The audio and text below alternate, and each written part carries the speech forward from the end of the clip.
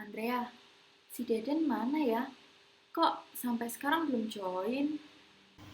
Wah, kurang tahu juga nih. Padahal udah lewat 5 menit dari jadwal kita virtual meeting. Kalau gitu, kita tunggu sebentar lagi ya.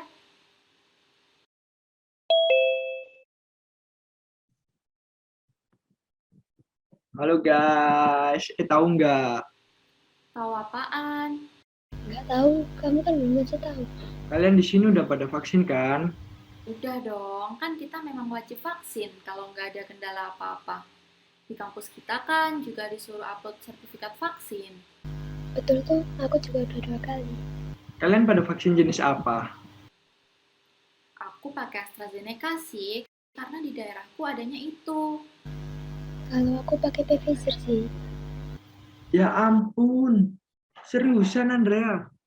Kamu vaksinnya pakai Pfizer? Iya, emangnya kenapa? Hati-hati loh, vaksin Pfizer bisa bikin kamu rentan terserang virus COVID-19. Hah? Masa sih? Bukannya vaksin cuma membantu tubuh kita biar lebih kebal dan mencegah kita dari gejala COVID-19? Beneran Andrea, 500.000 orang di Amerika meninggal karena divaksin Pfizer. Ya ampun, beneran? Kok aku jadi takut ya? Sebentar. Deden, kamu tahu berita itu dari mana? Dari grup WhatsApp. Bentar aku bacain. Nih, katanya menurut WHO 500.000 orang meninggal setelah divaksin Pfizer. Nah loh, Aduh, kamu jangan langsung percaya ya sama berita-berita yang berseliweran. ini kan beneran. Banyak banget loh yang ngirim berita ini. Hampir di semua grup ada berita ini.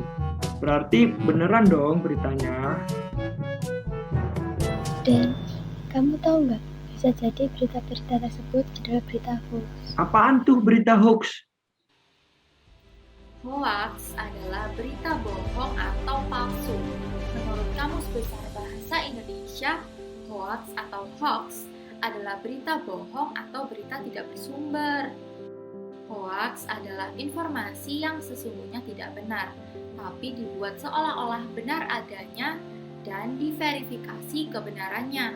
Dengan kata lain, sebagai upaya memutarbalikkan fakta. Oh begitu. Terus gimana caranya kita bisa tahu kalau itu berita hoax atau bukan?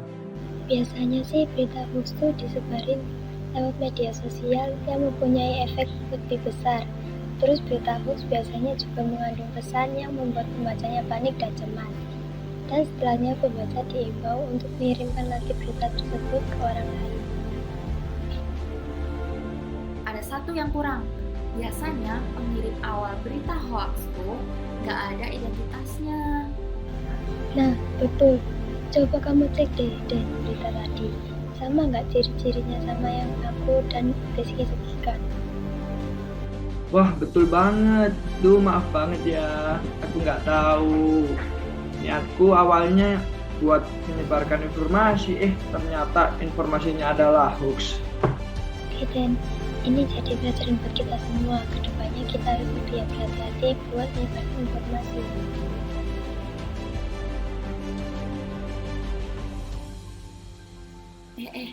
Aku barusan browsing nih.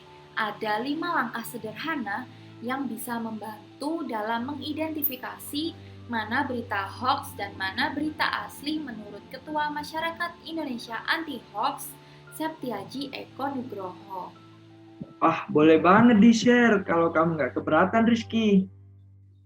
Yang pertama, kita harus hati-hati dengan judul yang provokatif.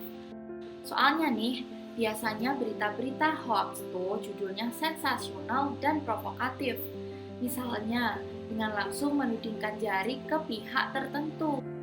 Isinya pun bisa diambil dari berita media resmi. Hanya saja diubah-ubah agar menimbulkan persepsi sesuai yang dikehendaki sang penyebar hoax. Betul, maka dari itu, kalau kita menjumpai berita dengan judul provokatif, kita harus mencari referensi berupa berita serupa dari channel resmi. Terus kita bandingkan deh, sama atau enggak. Dengan demikian, kita bisa memperoleh kesimpulan yang lebih berimbang. Yang kedua, kita kita harus mencermati alamat situs. Untuk informasi yang diperoleh dari website atau mencantumkan link, cermatilah alamat situs yang dimaksud. Apabila berasal dari situs yang belum terverifikasi sebagai institusi pers resmi, misalnya menggunakan domain blog, maka informasinya bisa dibilang meragukan. Barusan aku browsing juga, ternyata menurut catatan Dewan Pers di Indonesia terdapat sekitar 43.000 situs di Indonesia yang mengklaim sebagai portal berita.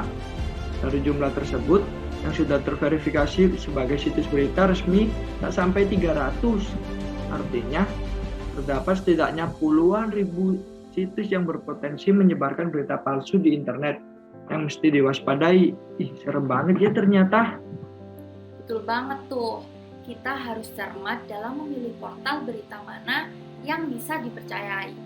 Nih, lanjutannya nih ya, yang ketiga, kita harus senantiasa memeriksa fakta. Perhatikan dari mana berita berasal dan siapa sumbernya. Apakah dari institusi resmi seperti KPK atau Polri? Sebaiknya jangan cepat percaya apabila informasi berasal dari pegiat ormas, tokoh politik, atau pengamat. Perhatikan juga keberimbangan sumber berita. Jika hanya ada satu sumber, pembaca tidak bisa mendapatkan gambaran yang utuh. Hal lain yang perlu diamati adalah perbedaan antara berita yang dibuat berdasarkan fakta dan opini. Fakta adalah peristiwa yang terjadi dengan kesaksian dan bukti, sementara opini adalah pendapat dan kesan dari penulis berita, sehingga memiliki kecenderungan untuk bersifat subjektif.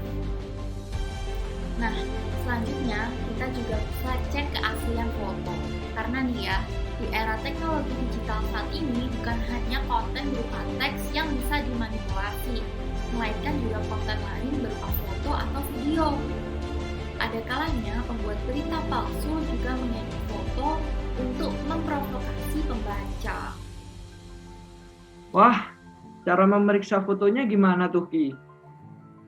Cara untuk mengecek keaslian foto bisa dengan memanfaatkan mesin pencari Google, yakni dengan melakukan drag and drop ke kolom pencarian Google Image. Hasil pencarian akan menyajikan gambar-gambar serupa yang terdapat di internet sehingga bisa dibandingkan. Sip deh kalau begitu. Tadi kan udah 4. Nah, yang terakhir apaan dong? Nah, yang terakhir nih, kita bisa mengikuti grup anti penyebaran hoax. Di Facebook nih terdapat sejumlah fanpage dan grup diskusi anti hoax. Misalnya, Forum Anti Fitnah, Hasut dan Hoax, fanpage dan grup Indonesian Hoaxbuster, fanpage Indonesian Hoaxes, dan grup Sekoci. Di grup-grup diskusi ini, netizen bisa ikut bertanya, apakah suatu informasi merupakan hoax atau bukan. Nah, sekaligus melihat klarifikasi yang sudah diberikan oleh orang lain. Semua anggota bisa ikut berkontribusi sehingga grup berfungsi layaknya crowdsourcing yang memanfaatkan tenaga banyak orang. Bener-bener nambah pengetahuan ya. Makasih banyak ya. Sama-sama. Kalau kita menemukan berita hoax, apa yang bisa kita lakukan? Masa kita diemin aja? Tenang deh, kita bisa melaporkan berita hoax. Pengguna internet bisa melaporkan hoax melalui sarana dan terpercaya di masing-masing media. Contohnya untuk Google bisa menggunakan fitur feedback untuk melaporkan situs dari hasil pencarian apabila mengandung informasi palsu. Twitter memiliki fitur report tweet untuk melaporkan tweet yang negatif, demikian juga dengan Instagram. Kemudian, bagi pengguna internet, kamu dapat mengadukan konten negatif ke Kementerian Komunikasi dan Informatika dengan melayangkan email ke alamat aduankonten@email.kominfo.go.id. Masyarakat Indonesia Anti Hoax juga menyediakan laman data Turnbackbook ID untuk menampung aduan hoax dari netizen. Turnbackbook sekaligus berfungsi sebagai database berisi referensi berita hoax. Gitu.